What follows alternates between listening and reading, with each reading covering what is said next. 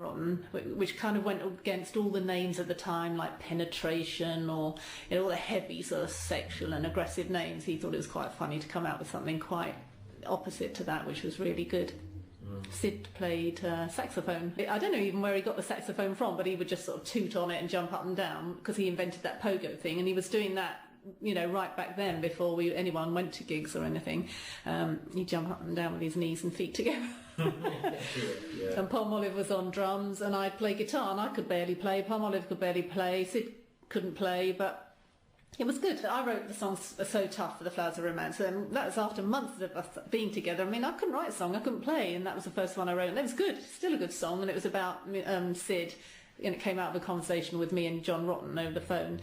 And then just as I wrote that, he decided, he wanted a really good guitarist or something naff like that, and got someone like Marco in. It didn't last, of course, because there's no chemistry there or anything, but So Tough went on to be a good song on the Slits album. Marco Perrone doesn't take his time as a member of the Flowers of Romance with any degree of seriousness. Yeah, but no one ever in the Flowers of Romance never actually rehearsed it together. I've never actually really met any of the others.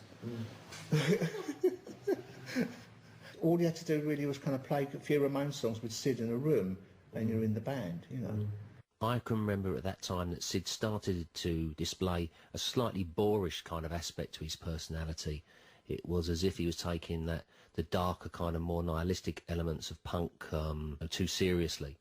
And I particularly remember a story of him having killed a cat, which I thought seemed really kind of deeply sad, even then, in my own cravings, kind of behaviour you'd expect of a very disturbed psychotic child of 8 or 9, not a bloke of sort of 18 or 19. I wanted to verify with Viv Albertine if the cat thing had really happened. Sid killed a cat. I mean, Sid put it in his lyrics for My Way, I killed a cat. But it was about pushing things to the edge. He didn't really have boundaries. So, that's what they did one day, bored at home, no phone, no TV, and they did kill a cat. Most people weren't at all pleased about it. It's not like everyone said, oh, good on you, Sid. We were all a bit, that was a bit horrible. But, the whole punk thing was very much about not showing emotion. Do you remember things like you weren't supposed to walk down the street holding hands, kissing was squelching about and slobbering about. It wasn't about romance. It was telling things how they are, being very honest, being very straightforward, not romanticising anything about your life, your relationship with another person. So, killing the cat was, I want to do that. I want to know how it feels. I'm going to do it. I think Sid went through a lot of changes. I think he was actually quite chameleon-like. When I first met him, he was like in baggy peg trousers and long spiky hair. And he was much softer, and he was a little bit sheepish and shy and almost bashful, actually. And then as the sort of punk thing happened, and he cut his hair, and his head looked like a sort of bullet, and Vivienne Westwood dressed him in sort of leather jeans and burnt his peg trousers, I remember.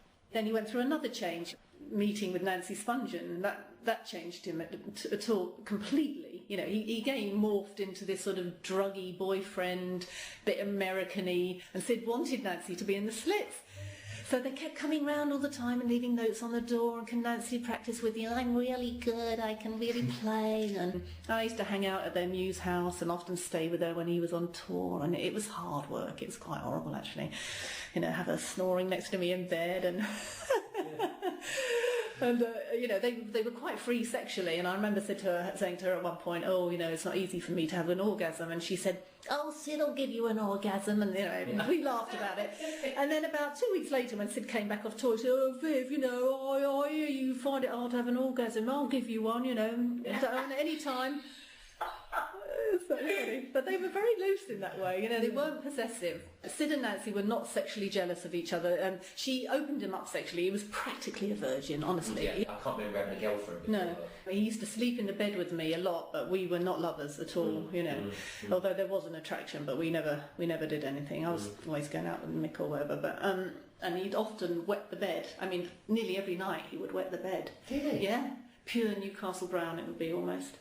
Yeah, and I'd wake up in the morning and I'd say, Sid. Well, that was certainly news to me. I had absolutely no idea that Sid was a boozer, although obviously I was well aware that he was on the smack by that time, along with Nancy, and that their addiction had been facilitated by Sid at last realising his dream and joining the Sex Pistols, replacing Glenn Matlock on bass. At that same time, He was fast losing contact with one of the few anchors in his life, his old pals over in northeast London. Billy Dolan recalls the last couple of occasions that he saw Sid. The last time I remember him was really when he moved to Amsterdam. He was up there for a while. He was squatting up there, with some bohemian types there as well. When was you first aware he was doing heroin?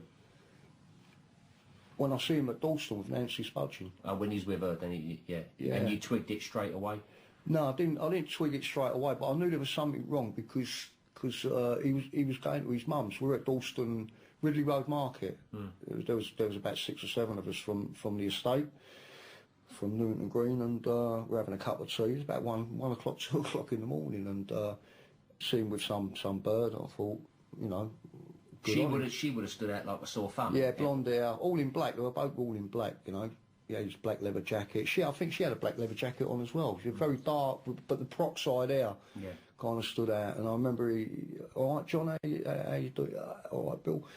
He goes, Bill, this is Nancy. Nancy, this is Bill. And the first thing she said to me was, hey, Bill, have you got 50p I could borrow? I said, you're f***ing joking, ain't you? I said, your old man's just f***ing signed up with Virgin. And John said, oh, we've been spending a lot of money, every penny on this and that, you know. And it weren't really until they walked away, I thought it's got to be drugs. Sid had already fallen out with his other old mate, Terry Penton. When he got into the punk thing, we didn't see so much of him. I think we went to see him a couple of times, but we'd lost him then. He came back, and there was one of my mates he never really got on well with. They was always clashed. Magsy'd always call him a puff, and you know, rib him about the way he dresses and everything. And they used to clash a lot. Him and Magsy had a row about something, and I jumped in to break it up, and which resulted in John giving me a smack in the mouth. It was in the kitchen. I just turned around and picked up anything, which was a fork, and just stabbed him. After that, we had a little bit, obviously had a falling out over it, but then we sorted it out, and I said, like, if you didn't start trouble, it wouldn't have happened. You didn't, give me a clump, then it wouldn't have happened. And that, and we become, back, everything back on track again with pals and that. But then, as I say, he'd gone. Indeed, Sid was gone to Maida Vale, an area of London where heroin was freely available at that time. John Savage explains why. I mean, there was this dreadful side to punk that came in after late 77, early 78. A lot of it centred around Maida Vale, which was heroin. And there are a lot of people taking smack. And a lot of it was to do with people in Iran taking hard currency out with the collapse or the near collapse of the Shah's regime. And suddenly there was a lot of heroin around. And because people in punk had been taking amphetamine sulfate, they'd been taking powders anyway, and coke, a lot of them went for the smack. And there was, there's a lot of it in Maida Vale, and that's where Sid lived in at that time, Pindock Mews. They had a friend round there, and in the night he overdosed, and they woke up in the morning, and he was there dead in the bed with them. Just, really, really dreadful stuff.